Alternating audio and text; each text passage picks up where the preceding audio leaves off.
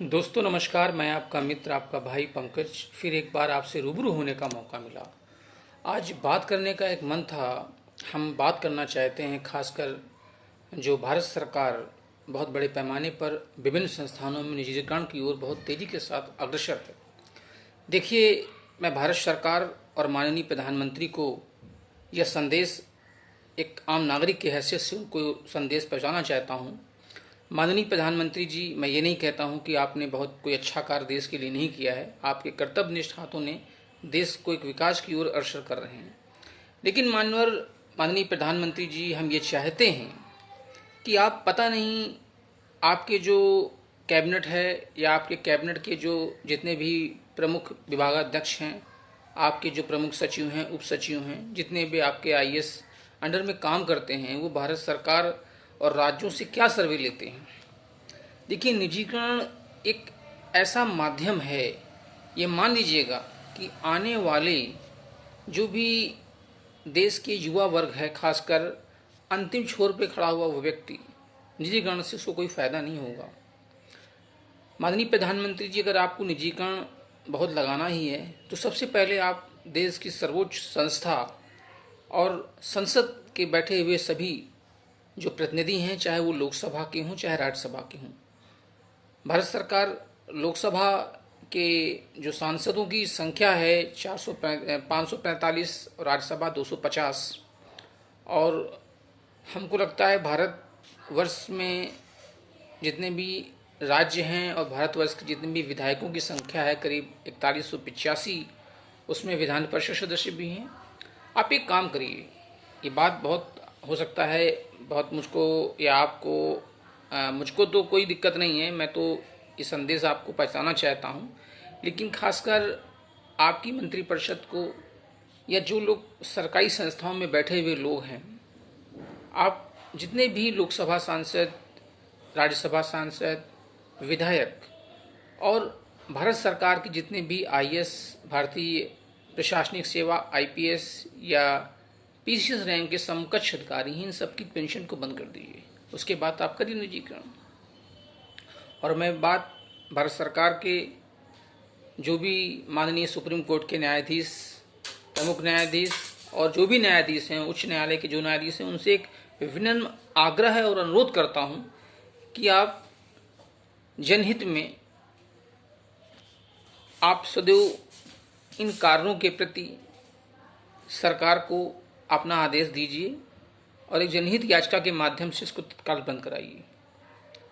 क्योंकि सबसे बड़ी विषमता का केंद्र बिंदु ये है कि निजीकरण चाहे जिन संस्थाओं में लग रहा हो, चाहे रेलवे हो, चाहे बीएसएनएल हो, जहाज रानी मंत्रालय हो, बहुत प्रमुख संस्थान हैं जो भारत सरकार बहुत तेजी के साथ प्राइवेटीकरण, निजीकरण पर लग रही है। देखिए, निजीकरण होने का मतलब ये है, देश के अंदर पूर्ववर्ती सरकारों ने 70 सालों में लगातार जितने भी संस्थान चल रहे हैं उन संस्थानों को चलाया, लेकिन भारत सरकार क्यों नहीं चला पा रही है, ये मुझे बहुत चिंता का विषय है। और उनकी क्या दूरदर्शिता है, ये भी मैं समझना चाहता हूँ।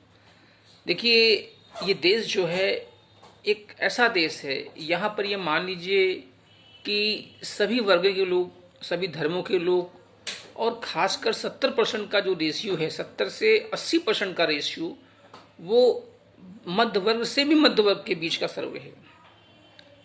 आप निजीकरण क्यों करना चाहते हैं?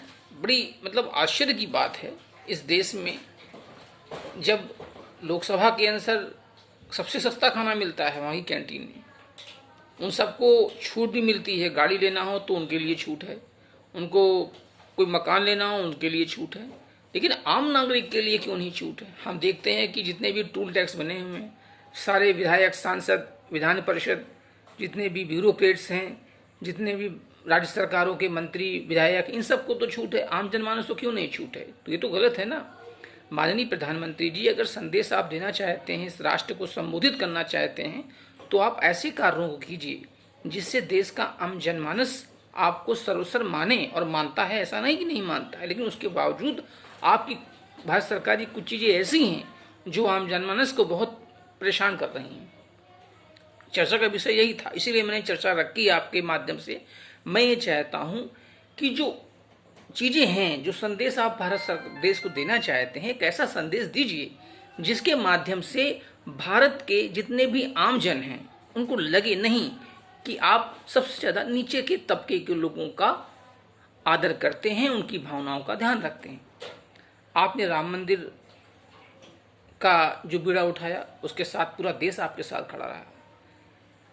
लेकिन निजीकरण एक ऐसा फैसला, आप लगातार रेलवे को निजीकरण कर रहे हैं, जितनी भी भारत सरकार के कारखाने हैं, खासकर उसमें सेंट्रल गवर्नमेंट के आयुध भंडार हैं, सेंट्रल की फैक्ट्रीज हैं, उन सब पे आप बहुत बड़ी तरीके से इसको प्राइवेटीकरण कर रहे हैं। देखिए, प्राइवेटीकरण एक ऐसी व्यवस्था है जिसमें पूरी देश की जो श्रम है वो कुछ पूंजीपतियों के उनके हाथ में आ जाएगा और वो अपनी मनमानी करेंगे।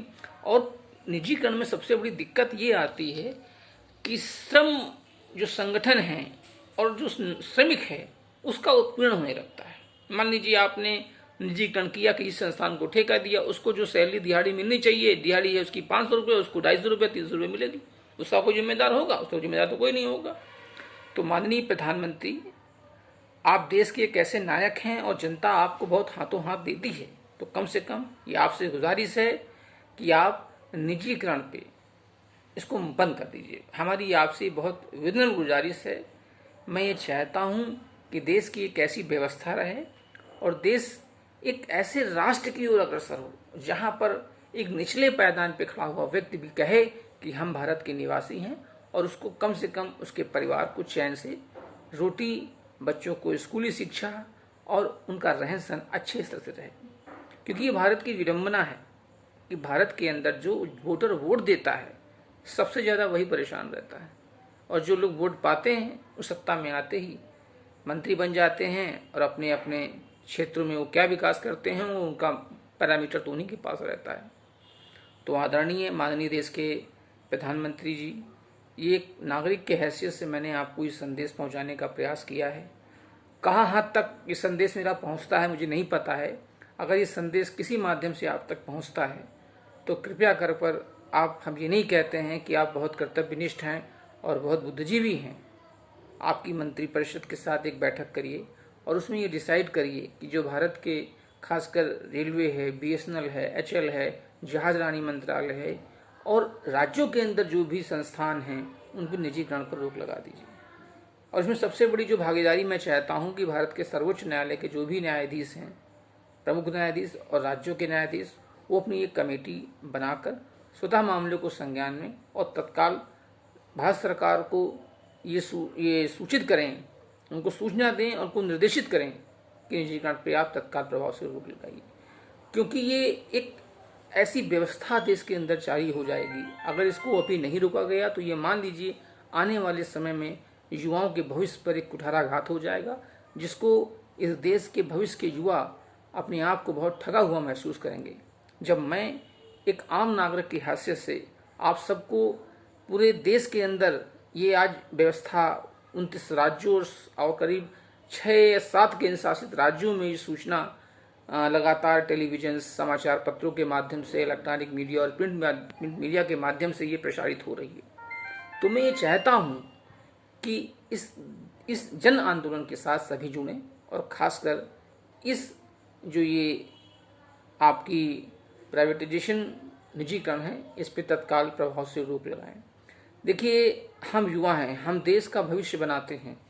जो भी बच्चे पढ़ लिख के बड़े पैमाने पर अपने देश के, अपने कर्तव्य के मार्ग पे अग्रसर होते हैं, वो ये चाहते हैं कि हमें एक ऐसा भारत सरकार, हमारे प्रधानमंत्री, राज्यों के मुख्यमंत्री एक ऐसा युवाओं के लिए कोई ऐसा लक्ष्य रखें, एक ऐसा कदम तो रखें जिसमें वो आगे बढ़े। और मैं यही कहता हूँ कि जब देश के संसद, विधायक और आईएएस और आईपीएसओं को आप पेंशन दे सकते हैं, तो आम 2005 के बाद आपने पेंशन क्यों बंद कर दी? ये बहुत बड़ा मुद्दा है, लेकिन मुद्दों को छोड़िए, मैं यहाँ से स्टार्ट करता हूँ।